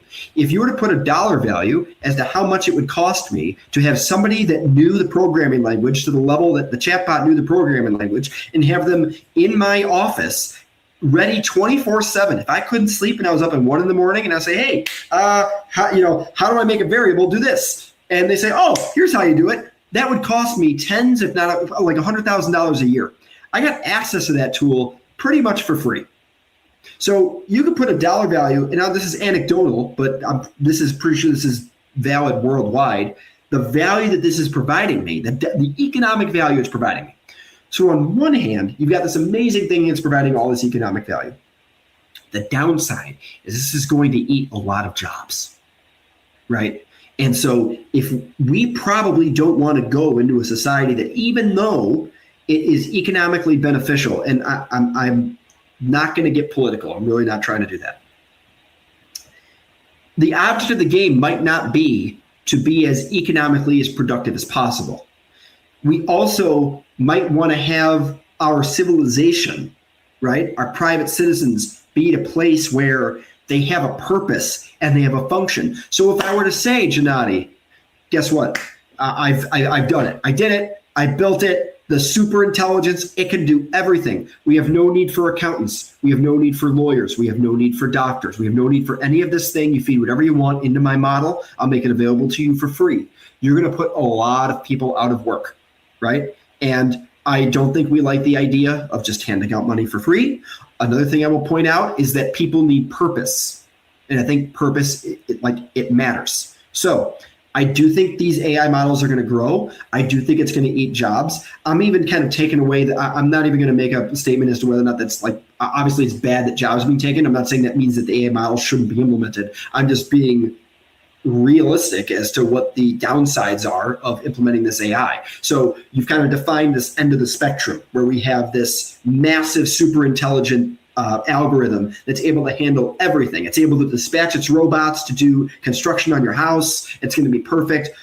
Okay, that may be the case. So if you're living on the world by yourself, right, and you've got all the money you could ever want, then yeah, you don't have to pay anybody anything because you can just use this model and do everything. But we have to, and I mean this as a question, I don't mean to rhetorically answer it. Is that what we want? Like, we have to define what good looks like. And I'll give my opinion because I think that it sounds like with your audience, like you'll vibe with this. I feel very passionately about the pursuit of science, right? Now, science is all about testing what we don't know, right? It's coming up with a question we don't have the answer to. Now, you said yourself that models, a lot of times they hallucinate. Models are trained. They're trained off of previous information. I don't think models make for great scientists. Because how can a model really learn new information? Now, maybe at some point it can get there. But again, we have to be the ones to decide what are those questions that we want to be asking, right? So given that I think your audience and you are interested in how do we progress our civilization so we have a better chance of evading our own destruction, right? So this includes colonizing other planets, right? So we can, like, what do we do at some point? And we'll go extreme here, right? It's fun to talk about. The sun's gonna explode at some point. It's gonna swallow up the entire solar system. And we've got time, but it's gonna happen. Can we get ourselves off our planet somewhere else to ensure that, like, we can keep living? The universe might collapse at some point, right? There's different thoughts about that. Some is that it's always expanding. It might expand and then at some point come back, right? Can we counteract that? I mean, it sounds insane, but hey, we can divert an asteroid. That sounded pretty insane a couple hundred years ago. To answer these questions, we have to progress scientifically. And to progress scientifically, we have to have all of our needs met. That means that we have to have our children be educated. That means we have to have food to eat. That means we need to be taken care of. That means we need to be able to operate in the society. And for all those things to happen, to take it back to one of my very first points, I think we need people to be happy. And so I think we have to balance those things. And one of the things I mentioned is that these models operate off of singular optimization metrics. I don't think that superintelligence is going to be good at balancing. It's going to say, okay, here's the best way to do it. And what is best will be shifting.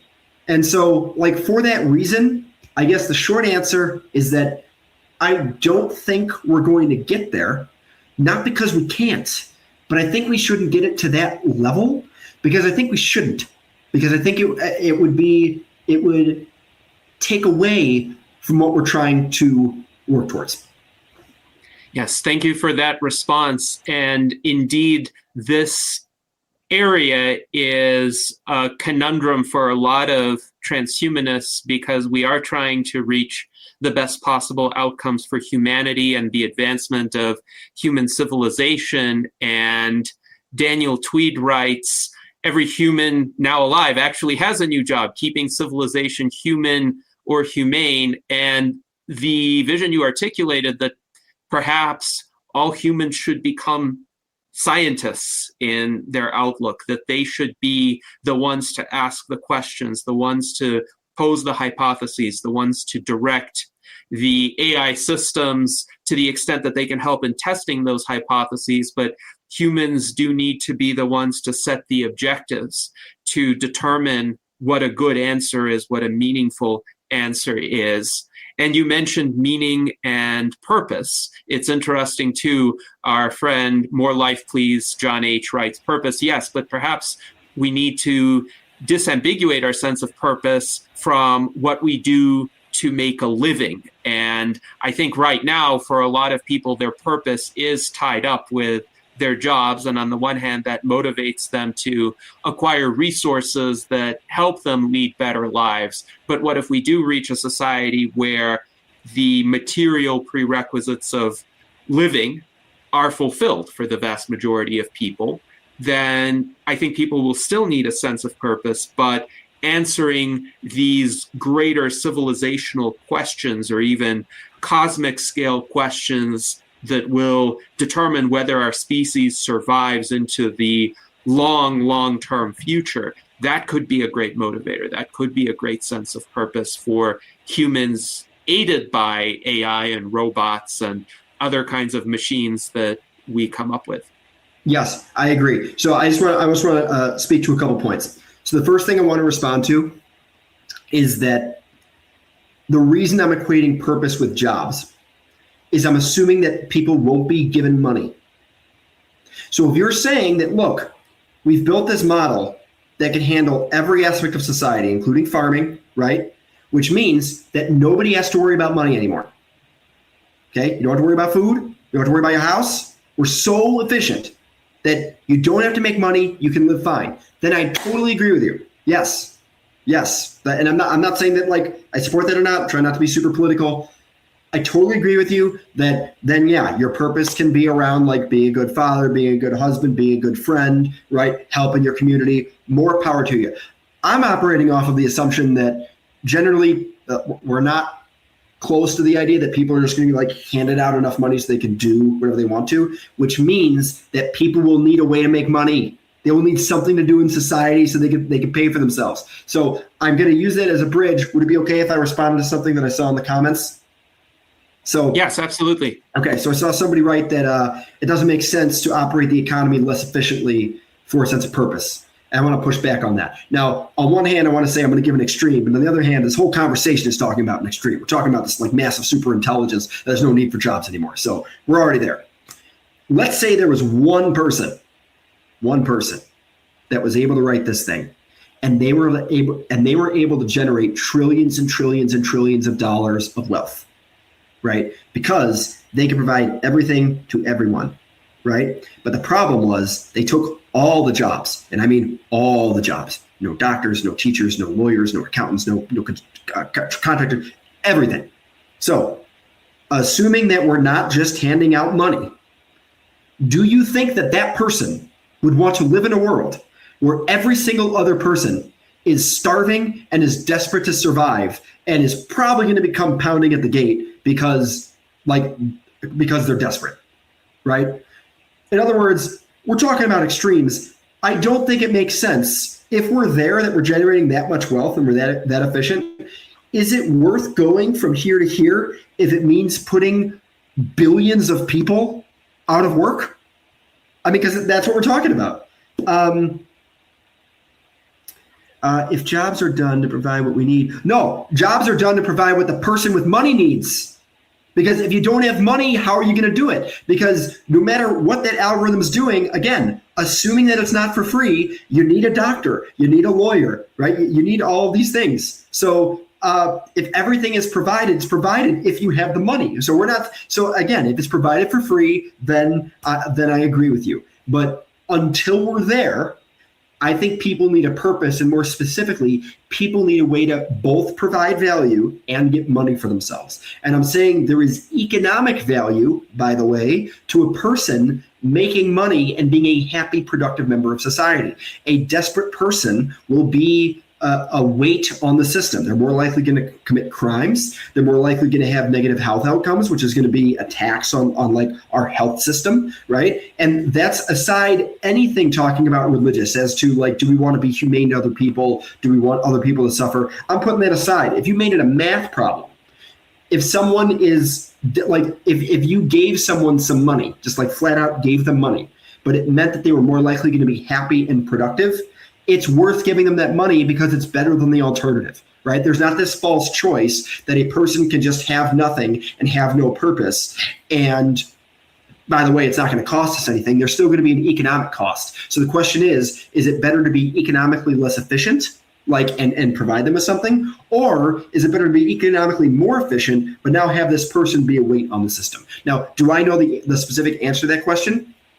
I'm not sure. Like, obviously it depends like on the person, but I am saying that it's very dependent on whether or not that person is provided for. And we have to consider what is the economic cost. I'm not even making a humane argument. What's the economic cost of having people that are desperate? And that really ties into our conversation. I'm not even talking about a super intelligence. We're talking about AI that's going to take a ton of jobs, right?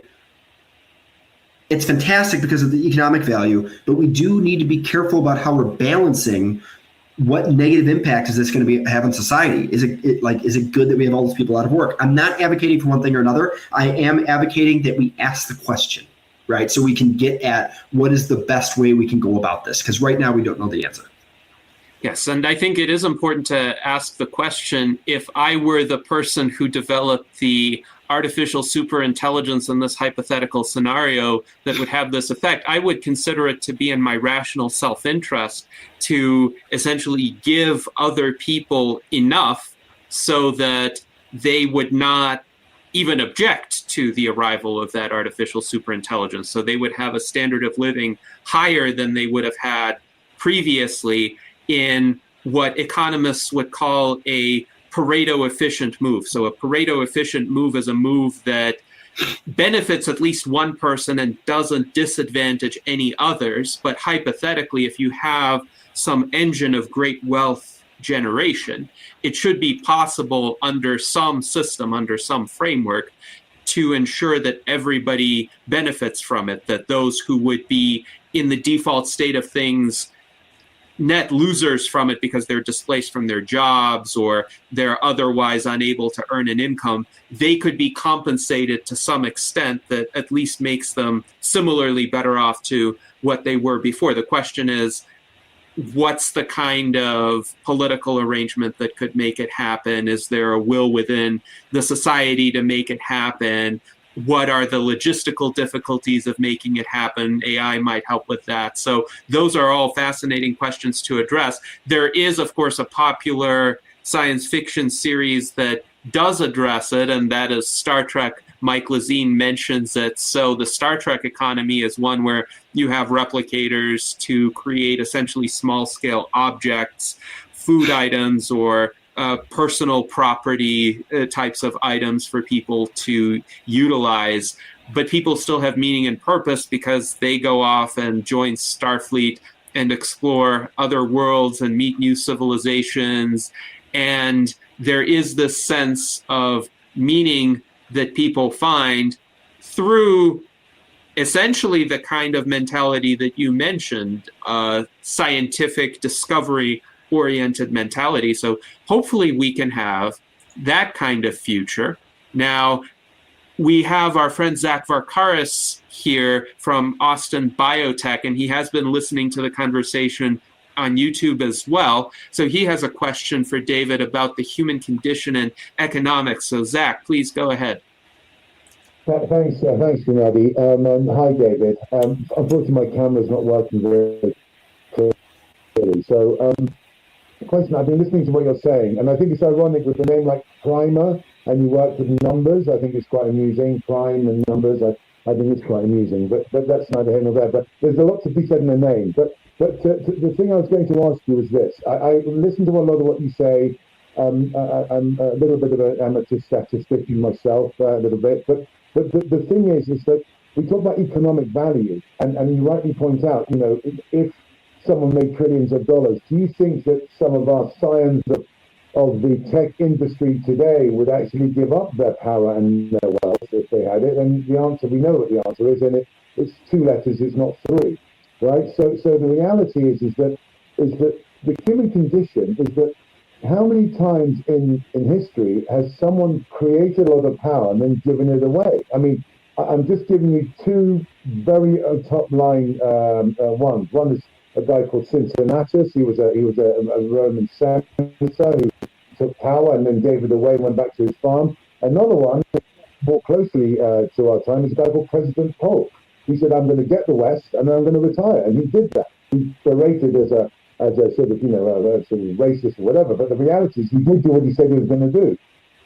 Would our leaders today, would our both industrial and technological and political, would they have the courage, dare I say, the balls to actually give up that power and say, we'll give it back to the people? And also,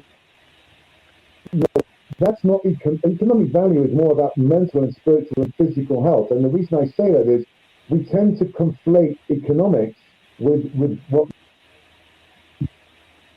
people, and I don't quite understand why we do that. And I would like to know what your opinion is on that as a statistician. Sure. So before I get into that, Johnny, I had a little trouble understanding him. So I think your first question was around if, like, this hypothetical person that would amass all this power would be able to give it back. Yes. Johnny, were you able to Yes. what the second question was with regards to health and economics? I didn't hear that too well.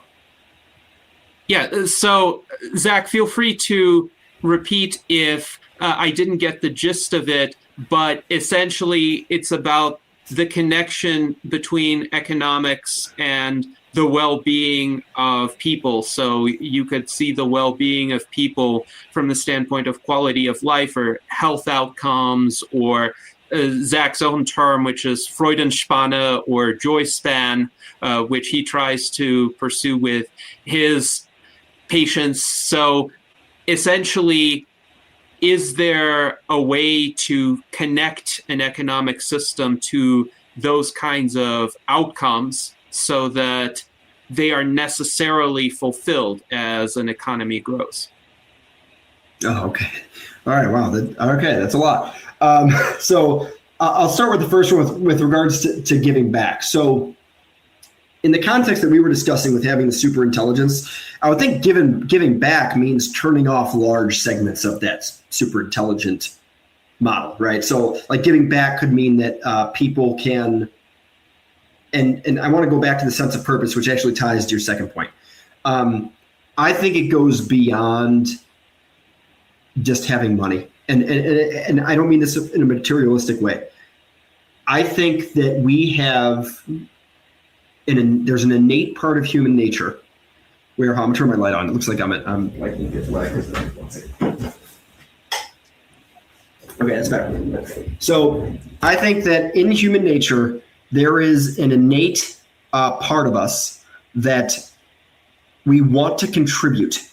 And of course, there's different ways that we can contribute, but I mean like in a daily sense. I don't know if you know anybody like this, but I know people that retired and died shortly thereafter. And not because of horrible health, like they didn't have like a crazy disease. They weren't very depressed. It was because I think it's a fundamental component of the human condition that we want to be challenged. This is why if there's 5 things going on in your life that are good and one that is not, your brain will gravitate to one that is not. And it's not because we're negative. That's actually a survival instinct. If we go back 50,000 years and you're in a cave and there's a lion that's about to eat you, right? And you haven't eaten in 3 days, but you're really warm. You're not like, you know what? I'm actually like, I don't need to worry about this lion right now because I'm really warm. It's really comfortable. You'd be like, oh my God, I need to run as fast as I can. I'm going to get eaten. And then I need to find some food, right? So it's a part of our human condition to be challenged, to be dissatisfied, and to push to be comfortable. So if we're talking about this fantastical utopian scenario where everyone has everything provided for them, I can't guarantee anything. I'll just make it a statement of fact. I think, could be wrong, I think that people would still be unhappy because I think people are at their happiest when we are making progress and when we feel that we're contributing to something like that is larger than ourselves. So it's not about being paid for it. It's about having my identity being like, okay, I am a doctor. I am a, sorry, go ahead. No, keep going. There was just some okay. So I think that and I'm going to go as far to say there's economic value in that. People are going to be happier, and there's value to their being happier. And I'll tie that to the second point that you made, Zach, that I think tying economic output to happiness is something that those are kind of different values. Like I thought it would be really cool if at some point we can actually quantify something like the amount of dopamine that someone receives. So when you have I remember reading a statistic that when you are laughing really hard with a friend for 2 minutes, you get the same level of dopamine that you get from smoking roughly 1 hour of marijuana. I think that's I forget the exact study, but you can see like the vibe of that. So it'd be interesting if we could quantify the amount of dopamine. I don't know if dopamine captures, we're talking about what it is for someone to be happy. I think there's different kind of levels of that. It's a very complex term. So I don't know if dopamine exactly encompasses all of what it is to be happy. But if we could quantify that, I think it would absolutely be correlated with economic output, but it's not going to be exactly 1-to-1. And I think what kind of makes sense, and hopefully we've hit an inflection point with AI, is we're at this point that our total collective economic output can still massively increase. We still haven't yet figured out how do we turn that economic output into having people be as happy as possible, right? And that's a balance. And we feel that, we feel that kind of tension politically where it's like, okay, well, like, do we give money to people that aren't doing as well, or do we prioritize economic output? That's a really hard question for us to answer because there's so much growth in either direction. And I think just kind of what's a little bit different about where this conversation has gone is that if we're talking about the superintelligence and we're talking about a place where we've really hit this place of diminishing returns where it's harder to find a significant increase in economic value because we're so efficient, then I would think the only thing that's really left is to make people happier. So when I say like, is it less economically efficient? Yeah, but it's not like to an extent that it matters. So it's like if you have $1 trillion and I'm saying, okay, but instead of $1 trillion, you have $999 billion. And by the way, there's a $1 billion difference between those two things, right? Like that could be a better answer overall, depending on how you want to define best answer. And Gennady, the other thing I want to mention to kind of get on what you mentioned about science, I think we have to acknowledge that not everybody is going to want to be invested in science. I would 100% believe that it should be glorified more, and there should be more attention paid to it. So one thing I do with my family is that now my kids are too young to really know, but they'll start to learn it, is we kind of like they have the Oscars, we do something like that with the Nobel Prize winners, where we talk about who won the Nobel Prize. And what's so great about that is that with science, this is what I love about it, we're moving forward, and it's all good news. Like, there's so many things that happen in the world that are terrible. When things come out in science, I mean, generally, like scientific breakthroughs, it's good news. Oh, we found the God particle. Oh, we had a reaction where it generated more energy than what we put into it, right? These are exciting things to talk about. So I think we need to glorify science, but everybody doesn't want to be participating in science, and we don't want everybody participating in science, right? I mean, just some people that just maybe it's just a character thing. Maybe some people we don't trust, right? By the way, in science, and I'm not taking away from scientists, it can be easy to fake data. I worked in a lab where the raw data was a Western blot. If you've ever seen a Western blot, it's basically invented in the 1960s. Like, imagine, and I'm not even exaggerating, like a smudge of ink is the data, right? So you get these like 5 little columns, and it's showing kind of like how big the proteins are, or if the protein is if a protein is present. I won't get more detailed than that. I just want you to have in your head a picture where the data that is being published is these 5 like little strips, and each strip has a smudge of ink on it. You know how easy it would be for someone to say, hey, I saw a smudge of ink, when in reality they didn't. They just photoshopped it in, especially with AI now. You can make that thing however you want. So we want to make sure that people are of the correct character to be participating in science, because it's important, right? So I still think that people are going to want a sense of purpose, want a way to contribute, independent of like being paid a lot of money for it, because I agree that it shouldn't just be around of I feel good because I'm being paid money. I'm saying contributing in a particular way. So I'll speak to myself. I love building models. I love it because I love math. I love that the models provide value. And I love the fact that I'm actually building something that, like, after it's done, it can operate on its own. Sometimes I'll name the models that I'm building so that I like short ways. I cannot stand creating like visual art. I'm colorblind. I've never been good at it. I don't value it.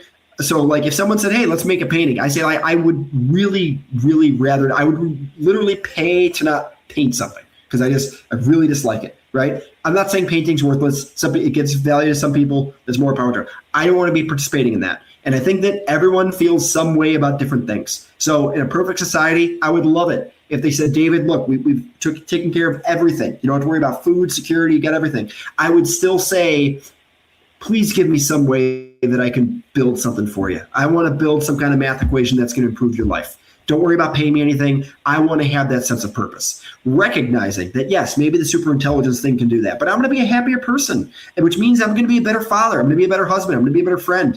I'm going to be a better brother, community member.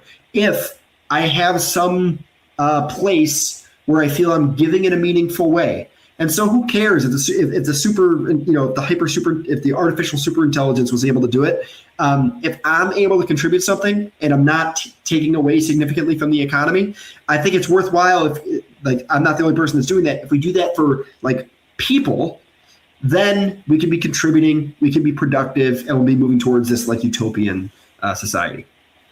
Yes, thank you very much for that reply, David. And Zach expressed agreement with you in our chat. He also says stagnation is death, and figuring out ways to maximize the happiness of patients is what he and his team does at Austin Biotech. So Zach was our guest on multiple prior virtual enlightenment salons as well. And he notes, yes, Western blots can totally be faked. Actually, the example of people who retire and then die shortly thereafter is epitomized by James Knox Polk, the President of the United States, whom Zach referred to. If you look at his Wikipedia page. He ceased to be president in March of 1849. He died on June 15th, 1849. And he most likely had underlying health conditions, but he decided not to run for a second term. And he was dead essentially 3 months after the expiration of his first term. So it is essential for humans to have a sense of meaning and purpose and to continue to be productive in some way that is personally fulfilling, whether or not it makes money. So if one does retire, one should continue working on personal projects, watching salons like these, participating in stimulating, thought-provoking conversations. And I think that's an important point to keep in mind as our technological capabilities advance. Now, we only have about 4.5 minutes left in our salon. I'm hoping that Art Ramon might have some time to ask a brief question or make a brief comment in that remaining time. So Art Ramon, please go ahead. When you started off, you mentioned how narrative, and that just got me thinking of an episode of the Y-Files when he was talking about PsyOps. So how to identify PsyOps. So he kind of, triggered that recall. And, it's very convenient that as the population of people globally is going down, the robots are getting better. So it's going to make it very easy to replace a lot of the manual labor with the robots that are advancing. So, and also some people consider that possibly conspiracy theory, that something's behind that, helping the population worldwide get reduced, lower sperm count and whatnot. So what are your thoughts on that? You mean about like if robots, so Hunt, I heard two very different things there. I heard about like robots are taking jobs, right? And the cost and benefits. And heard PsyOps. And the PsyOps, is that like psychic? Is that? No. PsyOps is when it's a government, what do you call it? Propaganda. It's a sort of propaganda by the government in order to write that narrative and get people to believe. So let's say the rationale why you would invade another country. So you would have to convince the population through propaganda that would be put out through the news media. And basically that would be what convinces people, the narrative that they're crafting to, shape it in people's minds so they're accepting of it. So that's the science. So you're saying the propaganda is saying that there are robots that are taking people's jobs and that would make people want to... That would be the more the conspiracy theory narrative. But it's just that your narratives, sure. Had to recall that particular episode of the Y-Files. But sure, yeah. So so I think that I think robots are taking some people's jobs. I don't think that's a conspiracy. I think that it is beneficial to most people when it happens. So like your car is less expensive because a robot is contributing, if not doing the whole thing and putting it together, because it costs the company less to produce that robot. That's good for the consumer, right? The product's cheaper. It's not good for the person whose job it was to like hammer in the parts to the car. I think both are true. I think capitalism was the force behind that. I don't think it was a conspiracy. I don't think that was a conspiracy theory. And I think where you're going with it, which is that like, in general, and this is what I think is interesting about today's day and age, we used to be more prone to propaganda because we did not have access to the information, right? So if you think about things like the news, the only way that you could see the news, like let's say there was some court case that was going on, is every night for 30 minutes. Now this was CNN was around when I was a kid. I'm talking about like when my parents were kids in that generation. Like you had the news for 30 minutes a night, maybe twice a night, 8:30 and 10:30 or something, where they would give a recap as to what happened. And that was really your access. There was no internet. I mean, maybe there was radio that had that as well, right? But you were limited to that. So if you want to know what happened in the courthouse, you had two choices. You could physically go down to the courthouse and try to get your hands on the physical papers that had like, oh, here is the indictment and here is the testimony and here's everything that happened. Or what's more realistic is you sit in your couch and you hear what they told you happened. right? So you're very prone to propaganda. What's interesting about today's day and age is that we have access to the primary sources. You can read indictments. You could read testimony. You could read studies. You don't need to rely on these third parties to tell you what's going on. So if there's some entity, be it could be a government, it could be a business, it could be media, it could be your friend, doesn't matter. If there's some entity that is trying to push a narrative on you, it is so easy to just for 10 minutes do some research to see, well, what does the primary literature say, right? And if you have trouble understanding it, you can have chatbots help you to learn. I actually think that's the best use of chatbots is for education, not for production. And then you can go about it. So I think that's a really good point that when you're fed a narrative, you should just be alert that that's a narrative. If this is helping you feel better, that's fine. Going back to my talk, like bringing it full circle. If it's meant for the purposes of information, you should be like, wait a minute, that's a statement. Let's turn that statement into a question, into a hypothesis. And I'm going to go about like proving or disproving that hypothesis as objectively as I can so you can obtain truth and move forward. Yes, thank you very much for that response, David, and for bringing the discussion full circle. So this has been such a fascinating conversation. The time has just flown by, and just because of our time constraint, we will need to conclude our virtual Enlightenment Salon, but I do want to once again recommend that our viewers visit the website of StrataQuant, and particularly to listen to the episodes of Profit as a Science that are available there. Now, we have two questions about my past. Very briefly, did I wear bow ties at 14? Yes, next question. Yes, okay. Did I seem like the type who would be involved in politics back then? Yes, next question. Okay, those were the I two believe, questions. correct me if I'm wrong. He was the president of our student council freshman year. Freshman year, I was elected. He was involved in college. I also distinctly remember that he made the rational argumentator. That is an artifact from when he was in high school. That was long time ago. So 100%. Everything we're talking about here, Gennady has been on that train from the day I met him when we were 14. So, yes, those questions were easy. Love them. Yes, indeed. Well, thank you, David, for providing that confirmation. We were thrilled to have you as a guest on our virtual Enlightenment Salon today, and I think you and your insights are going to help us all to live long and prosper.